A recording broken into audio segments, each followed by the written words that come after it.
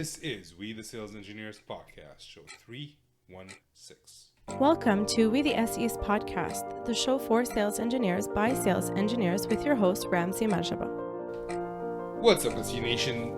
My name is Ramzi Majaba. I am your host. Well, technically, I am your guest for today. So, alright, long story short, I was invited to be on Chris White's LinkedIn Live. If you don't know who Chris White is, he is the founder of the Tech Sales Advisor, which is now Tech Sales Mastery, because he combined with Kerry Sokolsky to form that. If you don't know who Kerry Sokolsky, they're both been on this podcast today, so just search their names. But basically, Chris is a friend, and he invited me to be on his LinkedIn show. One of the major topics that I want to talk about, because everybody talks about everything else, is what happens on the back end, right? We're always talking about the demos, we're talking about the discovery calls, about working with customers, but there's a lot of things that happen in the background that if we don't do that right, we can never work with the customers well to begin with. So that's the conversation for today. I am a guest on his show, so he's asking me the questions, and obviously Chris will share his thoughts. There will not be an outro because he kind of ends it in a very succinct way, so no need to add an outro to that.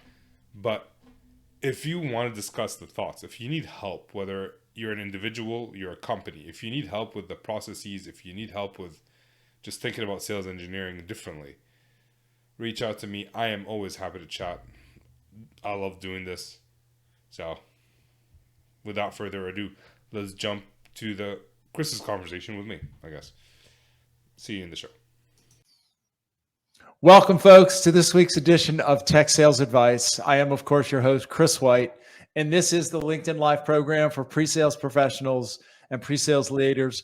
And these are live conversation, folks. We are coming to you live. It's noon here on the Eastern time zone in the United States and in Canada. And we are just going to have some fun today. I am joined by no stranger to the pre-sales world.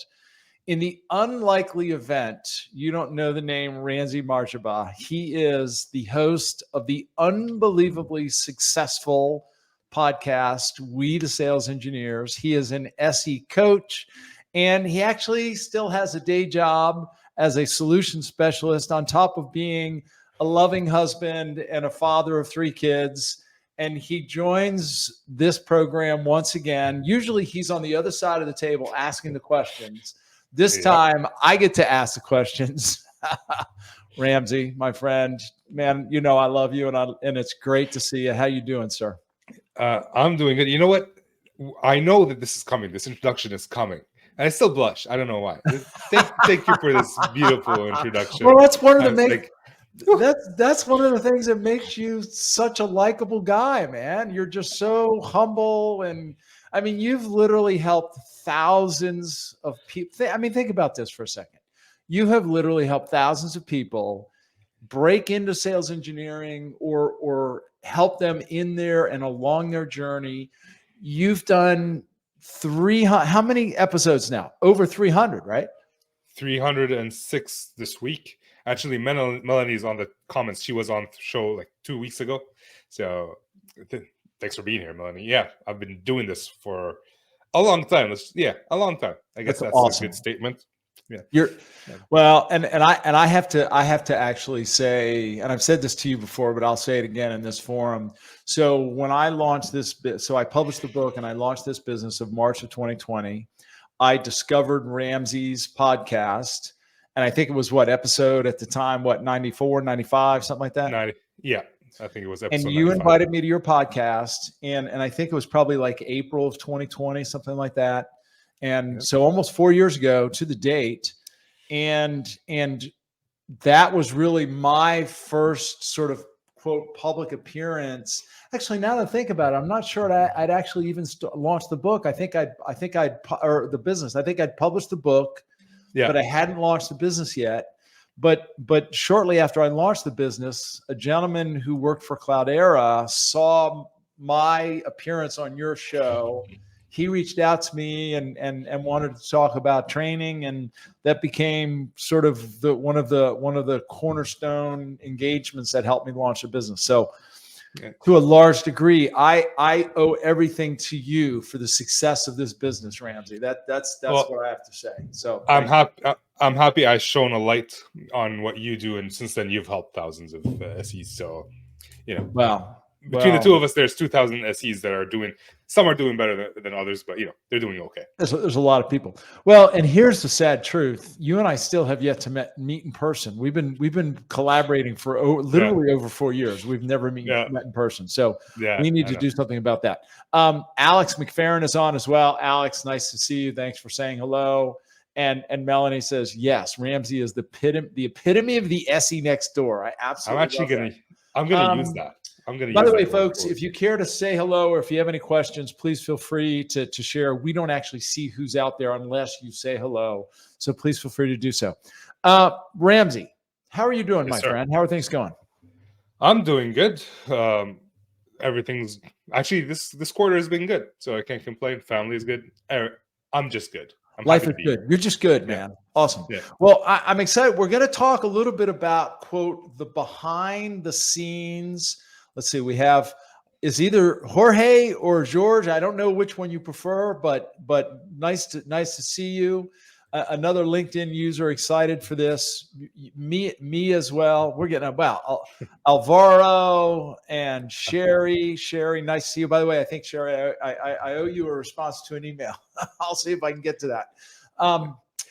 Ramsey, we're going to talk about, quote, the behind the scenes activities, process, decision making that make us successful in front of the customer. Before we get into it, why is this so important to you? Why is this top of mind for you right now? Well, because everybody else talks about what we do in front of the customers. We always talk about the discovery. We always talk about the demo, the proof of concept. But there's so many things that we as SEs do behind the scenes. I always talk about sales engineering and sales being the athletes of the sales world.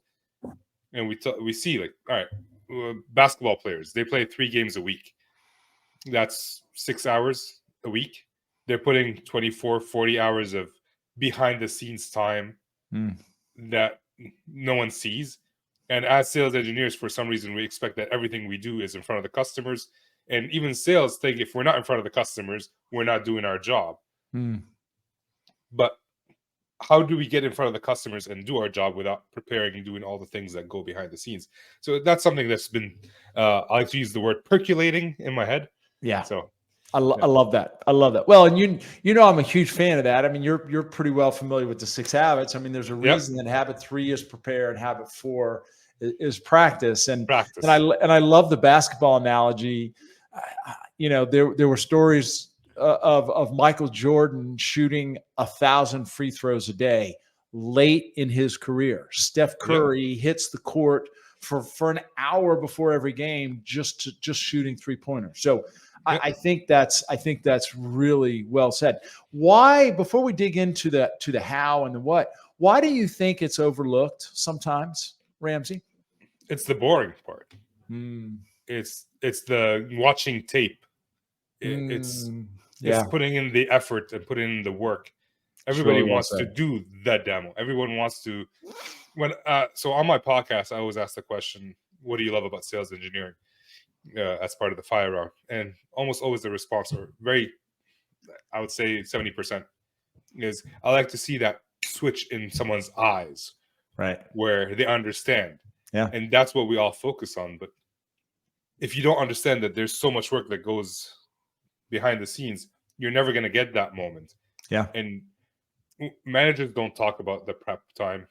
At least the managers that I've talked to don't talk about the prep time. Don't talk about the processes. There's so much decision fatigue. Every time there's an opportunity that comes in, am I supposed to jump on it? Am I not? Am I going to have to fight with my salesperson to say, like, oh no, go do a qualification first? Am I supposed to post on LinkedIn? Right. There's so much decision fatigue that there is no way to. We need to have a process in hand, whatever that process is. Even if it's a bad process, at least there's a process that we can improve over time. so that we can make decisions, and then we can actually do the activities. Yeah. So that we can go in front of the customer, help them get that switch in their mind that we did something right. Yeah. No, you're right. And by the way, I'm the first to raise my hand. I mean, and I think I posted on this a few years ago. Without a doubt, my favorite part of the role was being in front of the customer, being on stage, having an audience, right? We love the spotlight. It's but normal. You're right. Go ahead. No, it's normal.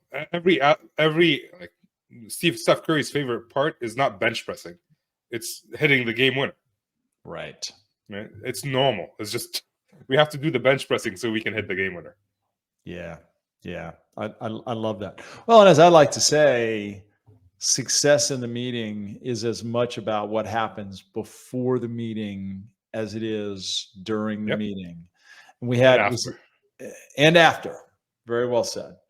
The processes and how about all the systems we need to touch before the decision. Well said. Yes, somebody said we love the spotlight.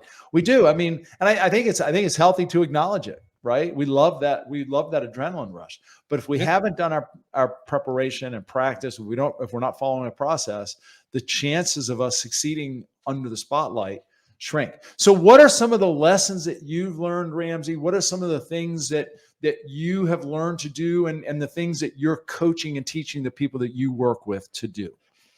All right. Well, there are so many things that I've learned to do. I like to think of it like in terms of the sales cycle. We have lead generation, then you have qualification, whatever.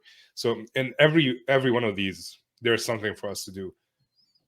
For example, one of the big things, sales engineers are not lead generators. That's what people say. I would highly disagree with that. Right? Again, it will change depending on the type of customer you work with.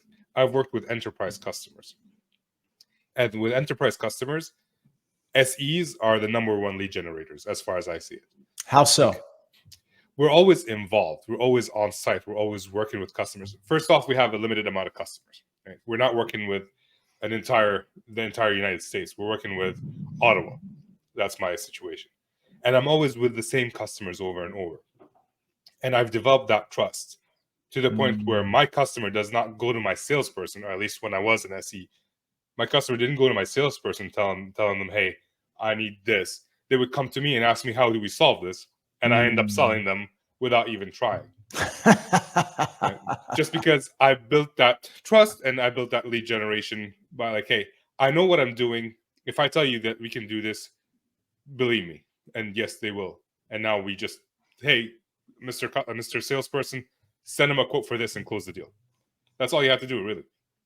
But even if you're talking about smaller companies, when you have you don't have as much insight into a customer, but you have insight into a lot of different customers. I think of SEs are small scale marketers. We're meeting the customers. We're developing the stories. We understand how the customers make decisions to buy or not to buy. And yet there is no process. In my company, if I were to post on LinkedIn about something that I've helped a customer with, I would get a slap on the wrist. The process is not to, like, if I'm going to post everything or anything about my company on LinkedIn, it has to come from corporate marketing, who, quite honestly, don't know the insights of why my customers bought and how I can help other customers. So from that aspect, there is no good process to help SEs generate leads for their salespeople. Yeah.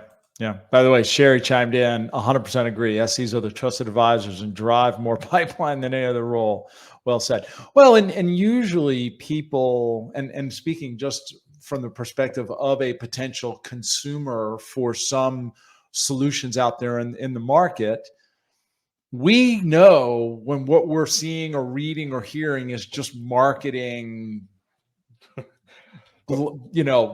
material. I'll be polite about it, right?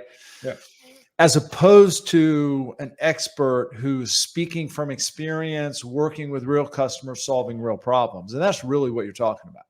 Yeah, I've seen this where I'm connected to different people within my organization, and I see them all post the same thing at the same time, and I 100% know like this. They use some software so that everybody within my company posted the same exact thought process, same article, Yep. using the same wording, and the customer is connected to all of us as well. Like, Right. it's a small world. They know us, and they're seeing. All right, Ramsey posted this, Chris posted this. All right, they're not thinking about it. They're just someone told them to post it, and they just did. Yeah. And so it has less value to me as a customer versus I take that and I summarize it, make it better, make it my own, and send it out. Yeah. Yeah. So the first, I think, important point here is that we need to recognize that we are actually pipeline generation roles, or it is a pipeline generation role, and we do so through our engagement with existing customers. We do so through some of the posts that we put on LinkedIn, et cetera. What are some of the other sort of behind the scene things that we should be doing, we should be thinking about to make us better in front of the customer? Okay, so the next thing I have on my list is how do we qualify a deal? That's a salesperson's job, right? Well, not if you're getting invited to every deal that's not qualified. Then it's so what you're suggesting is there might be some people out there that are being invited to meetings with prospects that are potentially not qualified. Is that what you're suggesting, Ramsey? That never happened. I've never heard of anyone traveling across the country to a call to only find out that they don't even have money. I've never personally been invited to a meeting where my salesperson forgot to ask the budget question, and then they're looking for $1 million list of equipment, and they only have $5,000 in the budget. That's never happened to anyone, I think. So in the unlikely event that anybody does find themselves in that situation, what can we do about that? How can we deal with this situation? Well, we have to qualify the salesperson. Right? And most advanced sales engineers know this. Right? I think I'm preaching to the choir here, but there are a lot of SEs who just started or are starting, who've been on the job for a year and are afraid because they've never been mentored properly to ask that question. But here's the permission. Make sure that the opportunity is qualified. And like Damian Tomasino hates BANT specifically. And I'm not saying do a BANT on your account manager, but do as close to BANT as humanly possible. Right? Is it like, when do they want to buy? Is it real? Stuff like that.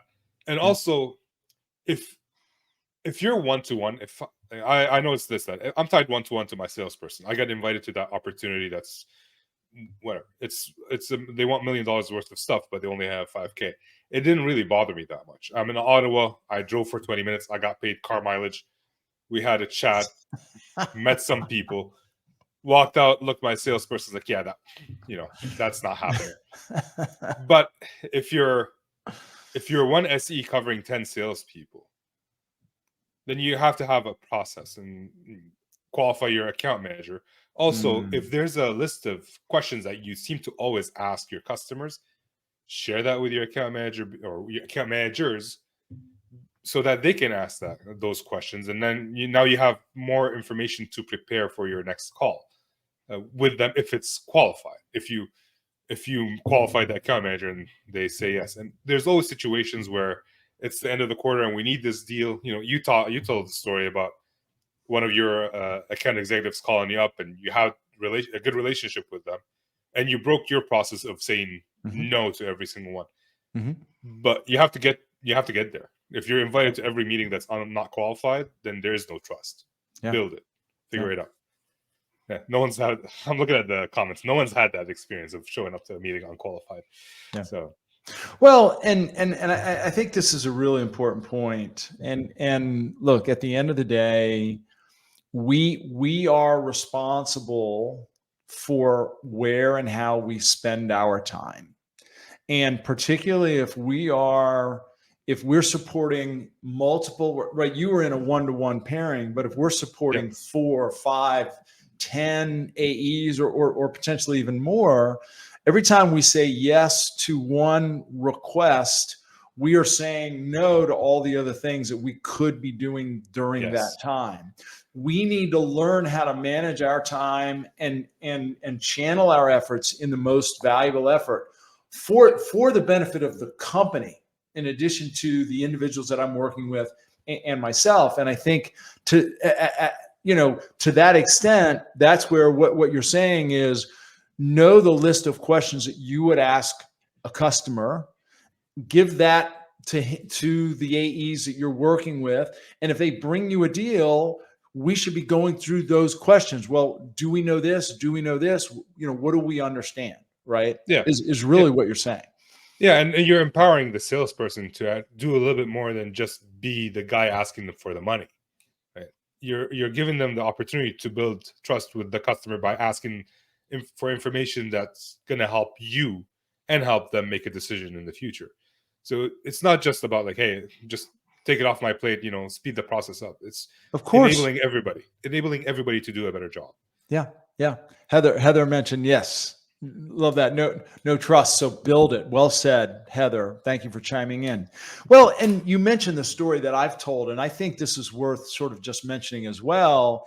And in that case that you mentioned, by the way, I'm impressed that you remember that story, but this is a scenario because, my rule of thumb, no discovery when I was in the field, and I sold a relatively complex platform that did lots of different things. Yep. So unless I had a chance to do some discovery, it was very difficult for me to just enter, walk in and do a demo. And so I did have sort of a no discovery, no demo policy with most of the account executives I worked with.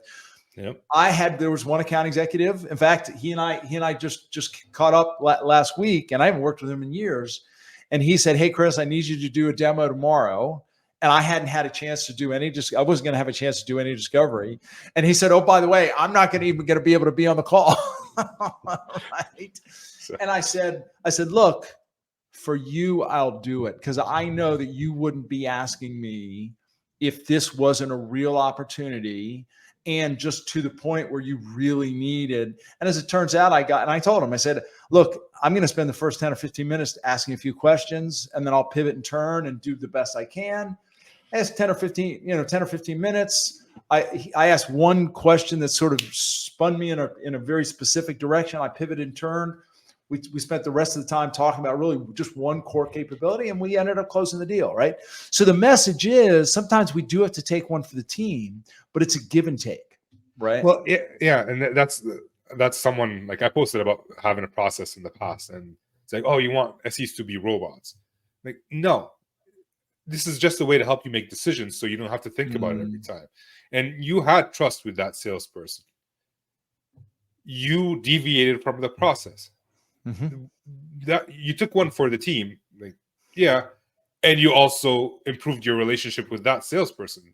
Yep. You helped them close the deal. Now, if you say no next time because that's not qualified, they will have more trust in you because you took one for the team. So doing that, it's so good in so many different levels. And I mentioned this in the past. I think we both mentioned it.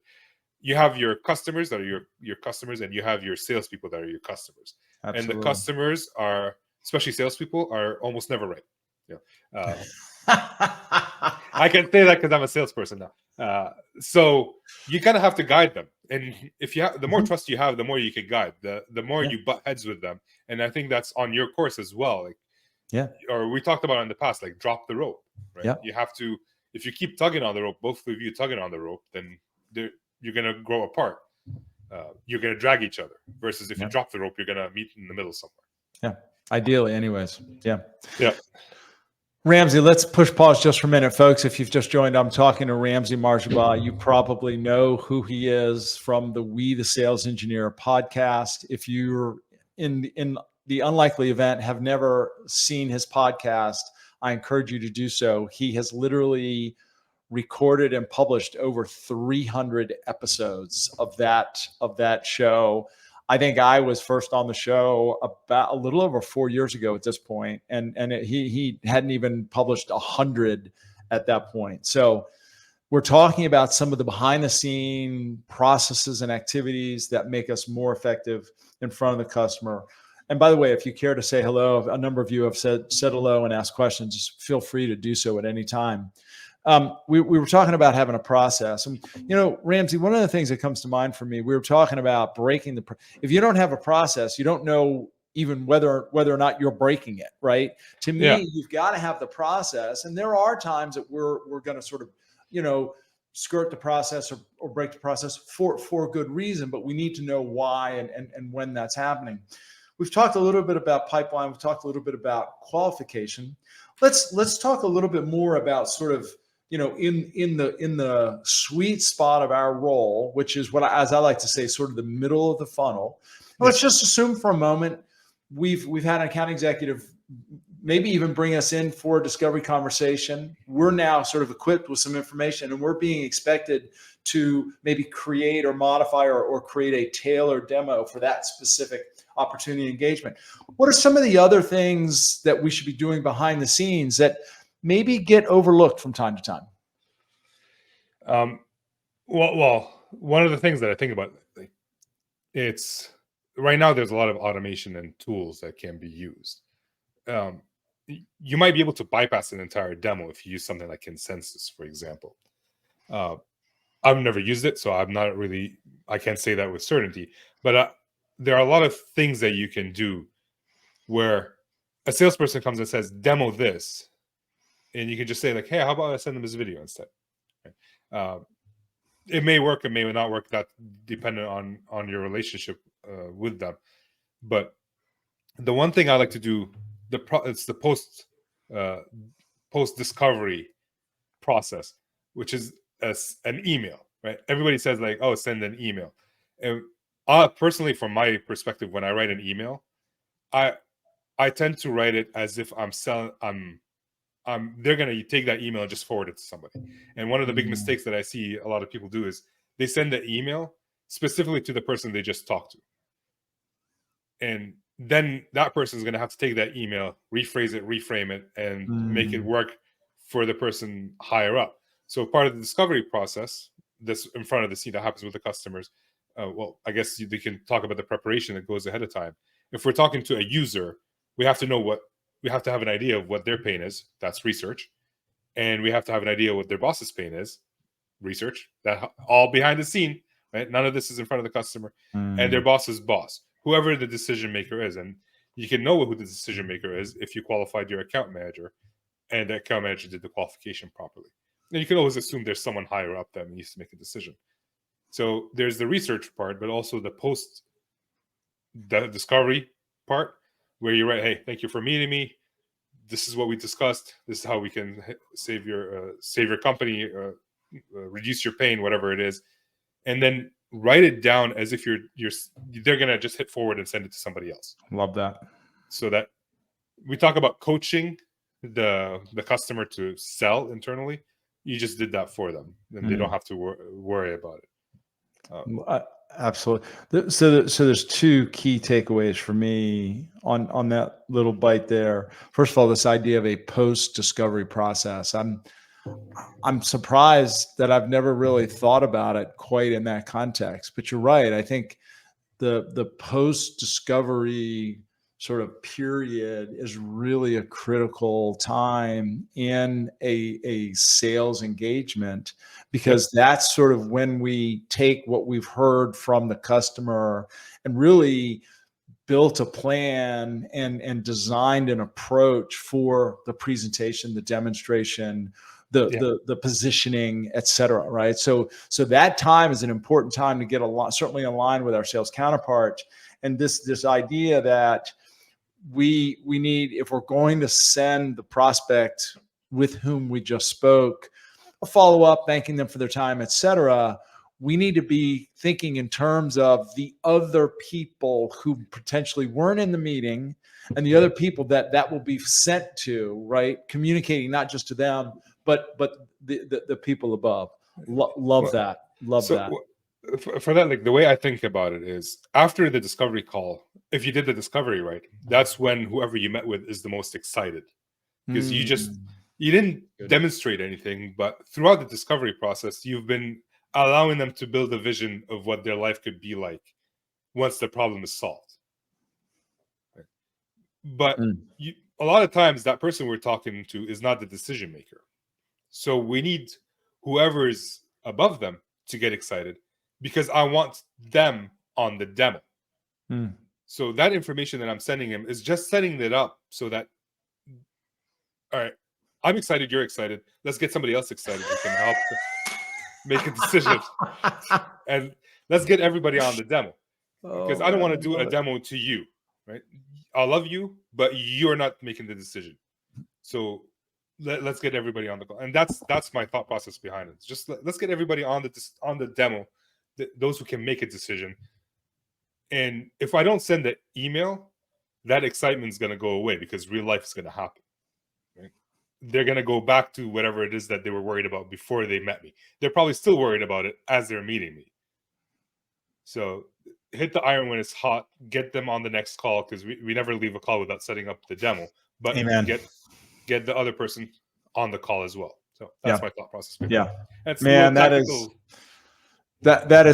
so good. But by the way, I just want to recognize a few comments. Melanie said, yeah, it's kind of like the telephone game. What you say is easy and memorable as possible, so that when they whisper it next year, they can't get it wrong. Exactly. And Eli, nice to see you.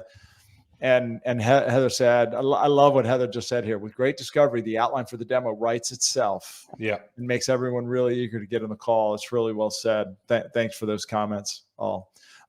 Question from Alex: as an SE, when do you do your research? What tips do you have to understand the pain of the decision maker?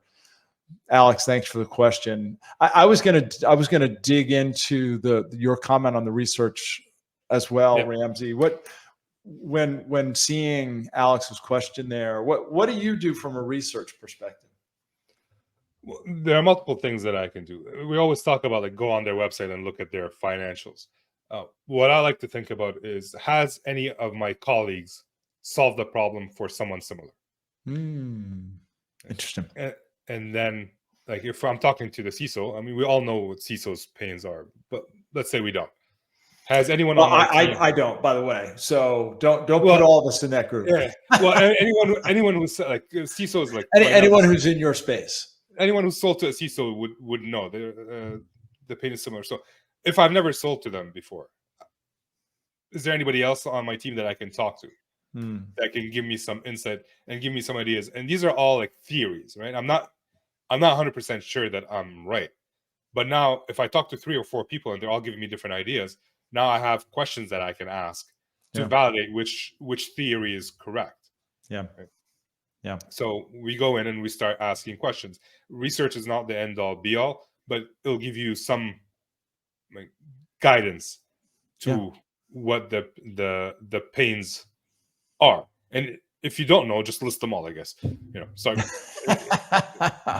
Well, but I love where you're going with this, and look, and I'm gonna weave together a few comments. Heather said, and I love what Heather said.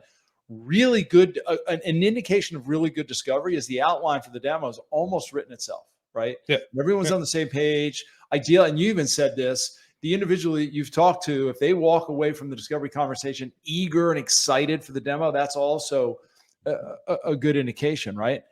And when we step into the meeting, and you've heard me say this before, Ramsey, I like this. I like the idea of leading with this is what we heard slide, or this is what we think slide. But to your point, maybe we've done some additional research and we know that, most of the CISOs, if that's who we're talking to, are concerned about these things, might not have come up during discovery. So maybe we add it to the list and say, just out of curiosity, this was something that wasn't mentioned. Is this something you're also concerned about, or is this, not something that should be addressed, right?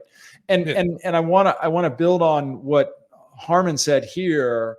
Part of the AE's role is to do the organizational mapping in advance and engage with and we should be engaging with the AE. I think this is really important. More and more, and this is not a let's bash our AE session. I'm simply observing more and more that as SEs become more strategic, AEs seem to be stepping back and letting and almost expecting the SEs to do a little bit more. So I think we need to communicate and proactively with our AEs what we're expecting to them and really make it a team effort. So getting back to Alex's question, I think we need to do enough research on the individual, the organization, and their role, and make sure that we're on the same page with the account executive before going into the meeting. And one thing I would add is if you have a, so for going back to Alex's question, if you have a champion, use them. Like, amen. They will give you all the, they're your champion. They want you to win. And that's part of the research. And I'm not saying use them like as in take advantage of them. Right. You have the same goal. Collaborate with them. Work together and see what they care about. The problem is sometimes they don't know what their bosses care about because everyone's in their own zone. So that's when you ask questions and you get them to think about what their bosses care about. Maybe that'll help them with their career as well. Amen. Going back to Harman, just really quickly. Yeah. SEs have more access than any AE can dream of. That's good. SEs can ask questions that will be considered like, oh yeah, that's a valid question. And if the salesperson asks the same question, the customer might look at him and say, what are you, stupid? Right? It's just because of the title. One wants money, and or the perception is that one wants money and the other one wants to help. So the SE can help the AE map things as well. Yeah. No, I think that's really well said. I like what this, and I'm not sure who said this. Find someone like them and tell them a story about how they were successful. And this sort of goes back to what you were saying, which is you'll look internally. Have we had anyone work with a similar company or an individual in a similar role with a similar company? And do we have a success story to this individual's point? Yeah. Do we have a success story that we can share? In fact, I'll take a little bit of a tangent.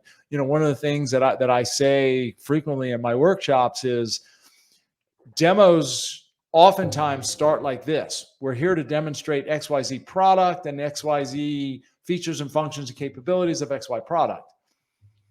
Instead, demo should start like, we're here to demonstrate how organizations like yours have been able to achieve blank with our solution, right? Yeah. Like just beginning the demo that way sets the trajectory in the right direction, right? Yeah. Because we're going to demonstrate how companies like yours can achieve blank, right? Yeah. So I do it in a little bit different, similar but different, where I actually learned it from you, I think. You're not allowed to be different. You have to be exactly like me. Well, I was like you 2 years ago. Maybe I need some time to actually catch up. But when I do a demo, we talk about these are the things that we discussed that you have a problem today. Mm-hmm. And my goal today is to show you how we're going to fix it. Yeah. Right. Yeah. So this is what we heard, right? This is what you're trying to achieve. This is what you're struggling with. And if you had a solution that did A, B, C, and D, that would help you achieve blank, right? Yeah. And this is what we're here to say. And I love what Sherry said about story. Yeah, I mean, and we talk a lot about stories, but to me, the more we can turn the message into a story, the more relatable it is, the more memorable it is, the more shareable it is, right? To your point, there's not, more than likely, there's going to be some key decision makers who aren't in the meeting, or at least some people who have a say in the decision. The more we can share stories that they can then share with their counterparts, the more likely we are to get this through the gates. So we're talking about the processes. For stories specifically, I find that most SEs want to tell their own stories. Right? I will tell you how I helped this customer. Maybe not most SEs, but some of the SEs I've talked to. But if we look at the process, you're not alone, right? Part of it's SEs were, if we look at our payment structure, it's mostly base and then commission. So you're part of a team of other SEs who are doing something similar. So if they have the stories, you don't need to kind of reinvent the wheel. They already have the stories. You don't have to say, I helped. It's like, we helped. Yeah. Right? We helped this customer by doing this. But one of the things that we have to do as part of the processes is share these stories. Find somewhere to share these stories. Right? Whether Notion or Coda or whatever it is. Just find someplace where you can share these stories so You can share your own, and then you can go look through the list and use whatever it is that you need to use for your next meeting. Yeah, that's good. Ramsey, let me push pause just again. Folks, for those of you who may have just joined us, I'm speaking with Ramsey Marjaba. He is the host of the We, the Sales Engineers podcast. Most of you more than likely know him very, very well. He's used to asking the questions. This time he's indulged me to let me ask him the questions, and he's being gracious with his time. We're talking a little bit about some of the behind the scenes activities, processes, the things that make us more effective when we do actually get in front of the customer. We're taking questions and comments. Of course, if you feel free to share or ask any questions, please feel free to do so. Ramsey, I'm gonna sort of shift gears ever so slightly. What are some of the mistakes that either you recognized in yourself or that you see maybe some of the folks that you're still working with making, sort of in the behind the scenes? Oh, there's whenever I do this, I get confetti. I just went to an Apple Mac, and every now and then it does that. But I don't know how to make it come. I just don't know how to do it sort of on command. I'm still trying to figure out my own technology. But what are some of the other mistakes that we tend to make? Quote, when no one's looking. When no one's looking. Like the behind the scenes, like we're not on stage, we're not in front of the customer. We've got maybe a few hours or a half a day to prepare or get things done. What are some of the other mistakes that you see or you recognized even in yourself earlier in your career? So one of the things I struggled with, and I'm getting better at, is the follow-up.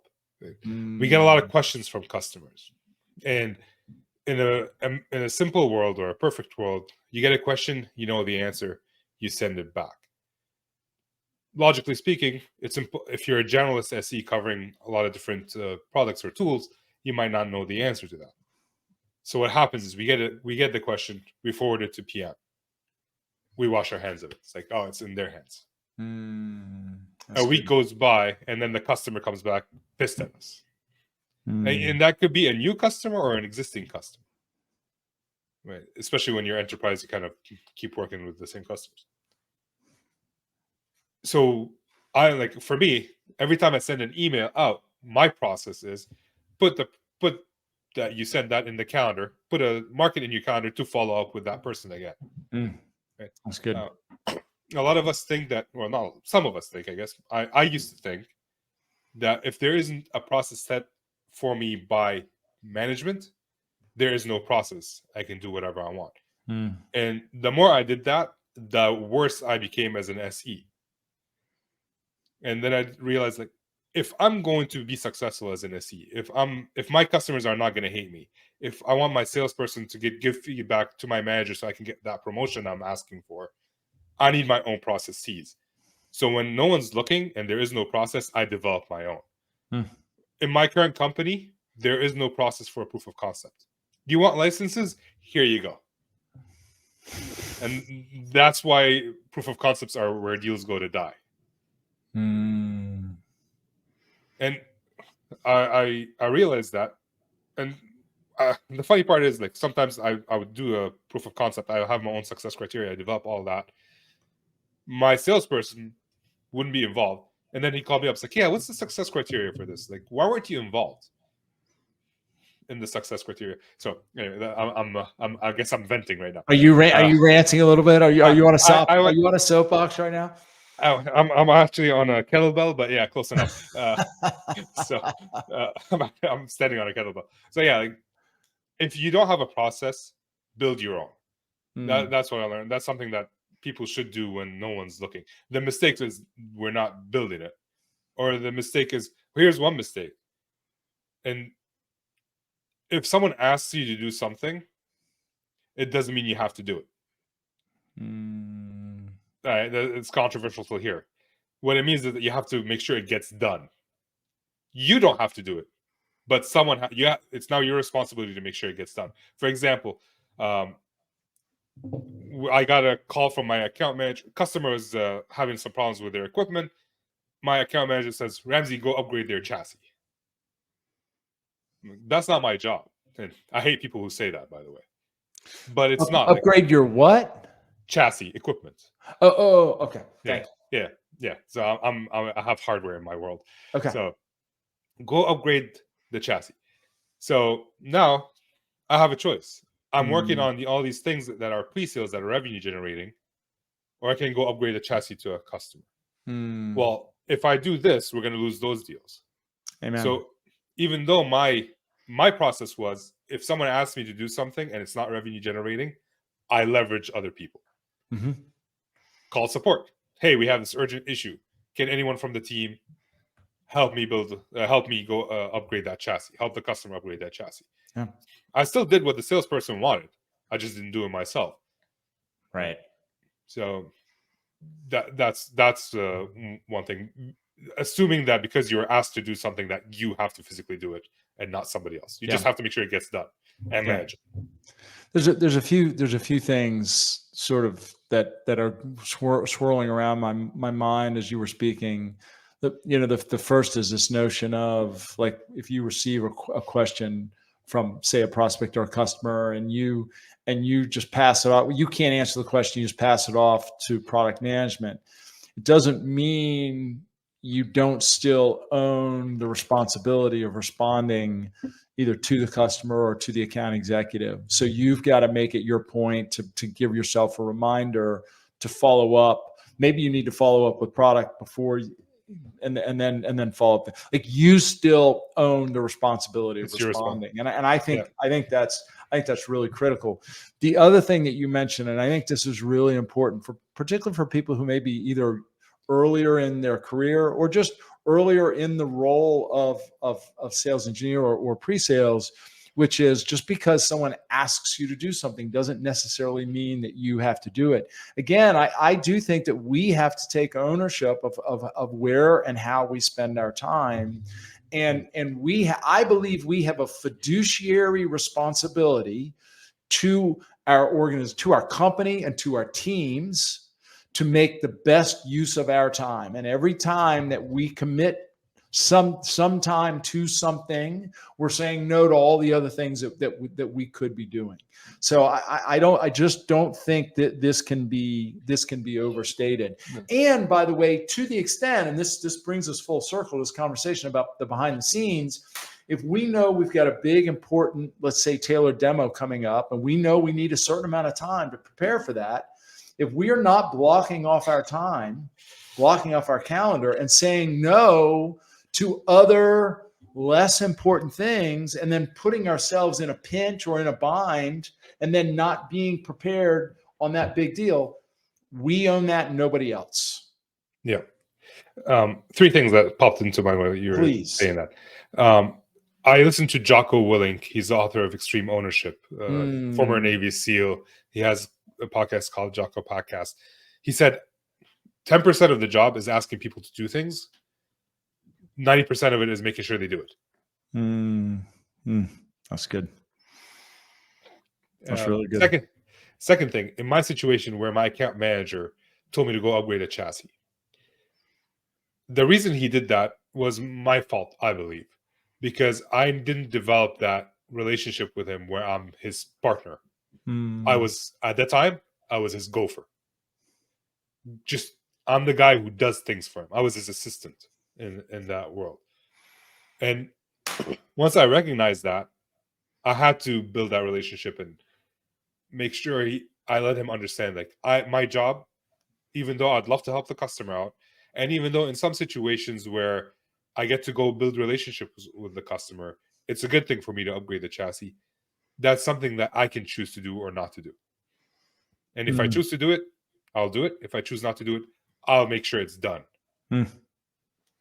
I can't remember what the third thing is. So we can move on. Well, the first two were so good, you didn't need a third. Yeah, maybe. By the way, somebody chimed in, protect your time. Yes. Yeah. Exclamation point. And Asif, good to see you, my friend. Sounds like a certain habit connected to preparedness. Yes, indeed. Habit number 3. And you're getting a couple of votes of confidence on Yeah. Jocko. I've listened to a few of his podcasts. Unfortunately, I have to admit I haven't listened to too many. But I love, you mentioned extreme ownership. I mean, look, at the end of the day, that's really what we're talking about, right? Yep. And another thing that I talk a lot about in the workshops I run. In fact, and you may or may not have heard me call it. I call it a bummer dude. Like there's just certain bummer dudes, right? Like bummer dude. Well, here's one of the bummer dudes. We can only control ourselves, what we think, what we say, what we do, right? Yeah. We can't control our sales counterparts. We can't control our customers. All we can control is how we respond. And we do need to take ownership. And there are a number of SEs that I work with, and I'm curious to hear from your perspective if you do as well. There are a number of SEs that I work with that are or feel or get very frustrated because they feel, I think, a sense of lack of control over their time, over their ability to decide where to spend their time. And I actually think we have more control than I think we recognize, as long as we focus or look at it in the right way. Do you agree with that assessment, Ramsey? I see both sides. I see some SEs who get frustrated because they try to control their time and they're just don't have the capacity to do it. And I've seen SEs hoping their salesperson tells them to do every single thing that they need to do. So yeah, like for those who are like worried about not being in control of their time, I just want to remind something that people assume that salespeople have control of their time as well, right? But salespeople's time is owned by their customers. If a customer calls me up right now and says, "Ramsey, I need to talk to you right now," I'm talking to Chris White. It's like I can't say no. Like, I have to I may be able to push it off by 15 minutes, but somebody else owns the salesperson's time as much as somebody owns the SE's time. Now, what we can do is, as SEs, highlight the value of why we're spending our time in the ways that we are. If we're being overworked, if we're in meetings 7 hours a day, then it's time to talk to our management and say, like, hey, we need another SE, right? Yeah. But if you're not, like, my SE has 0 things on his count.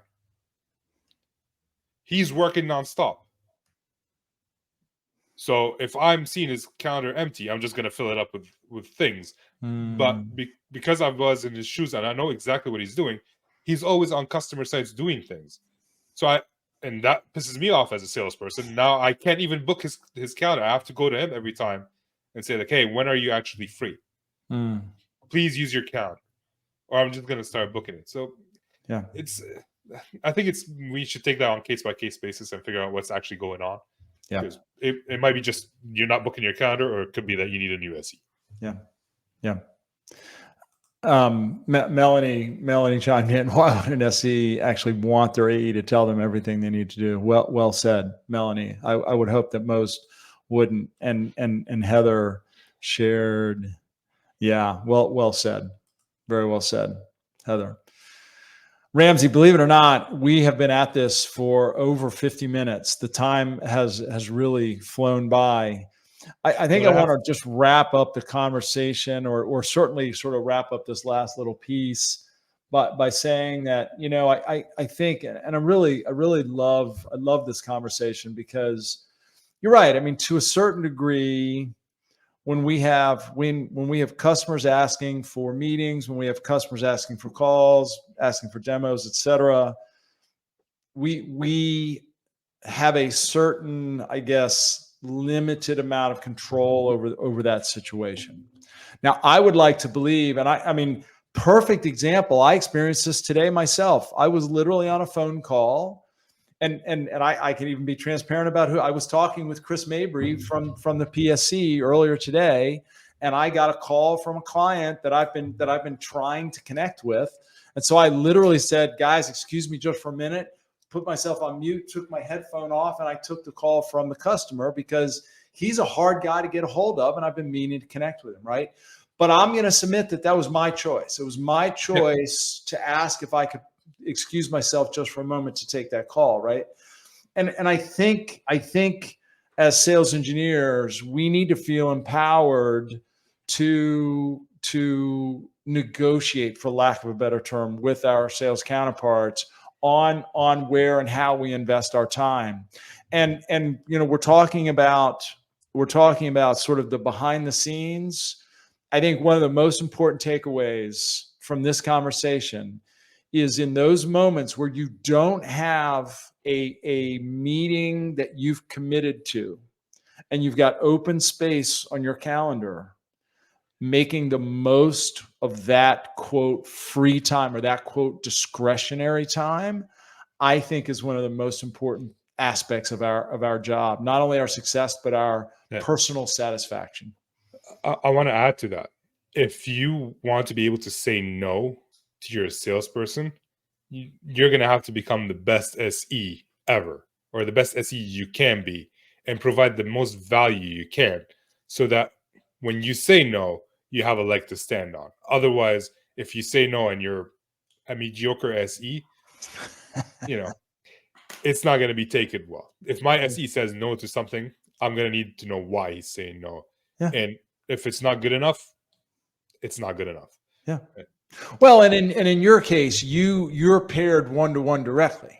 Is that correct? Right? Yes. Very different conversation. If you're if you're an SE supporting multiple AEs, be the worst you can be. That way no one will ask for you. Well, no, we should we should always be striving to be consistently improving our game. But I think we need to be prepared to say, my time, even though I don't have customer facing meetings, the time that you're asking for, I am preparing for a critical meeting or a critical demo or what have you, and I need the bandwidth. So unfortunately, it's gonna have to wait if you need me, right? Well, have you heard of the study where people are in line for a coffee and someone tries to cut the line? They won't let him. Hey, can I cut the line? No.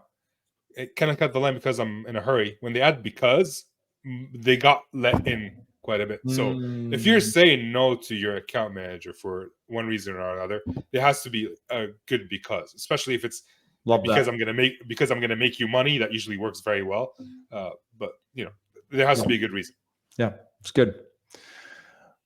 Ramsey, I'm going to keep us to an hour. I mean, you and I could probably talk for another hour, but I know you've got stuff to do. I've actually got a 1:00 meeting that I don't want to be late for. So I can't thank you enough for your time. Any closing words as we wrap things up? If you're struggling with something, I would say the best way to overcome it is to identify that and figure out a process to improve it. And at least it's a guide so that you can use it over and over, and you can adapt it, modify it, improve it with time. It does not have to be perfect from the get-go. You have to start. Yeah. That incredibly well said. By the way, you're getting a vote for president from Eli. I'm not sure if that's U.S. or Canadian. We don't. And Asif, thanks for your comment, my friend. Ramsey, I love what you just said. If you're struggling, and I'll even take it a step further. When it's so easy to get emotionally worked up when we're struggling with something, but if we can put it on the table and deconstruct the problem, deconstruct the challenge, and look at it from a rational perspective, I think that's always beneficial. Lot of really good comments from everybody: Sherry, Nick, Melanie, Alex, Heather, everyone. Thank you so much for chiming in. Appreciate you hanging out with us for a little while. If you're getting the recording, thanks for sticking around for the recording. If you like these sessions, I encourage you to follow #TechSalesAdvice on LinkedIn. And of course, you can go to techsalesadvisors.com to learn more about the work that we do from a sales training perspective. Go to WeTheSalesEngineers.com to catch all of Ramsey's material. And Ramsey, I'm assuming it's safe to say that if any of these people are not already connected with you, that you'd be delighted to connect with them on LinkedIn. Yes, please. And no need to put a note anymore. Just fire it away. Yeah, just connect. Awesome. Ramsey, I got to tell you, Melanie calls you the SE next door. You are quite literally the SE next door and one of my favorite people in this community. Thank you so much for what you do. It is always a pleasure. I always enjoy chatting with you. I'm sure you'll be back on the show. So until next time, be well. In fact, just hang around backstage just for a second while we part ways. Sure. To everyone else, thanks for dropping by. Have a good week. I will be back next week with another episode of Tech Sales Advice. Have a good week, all. Bye-bye.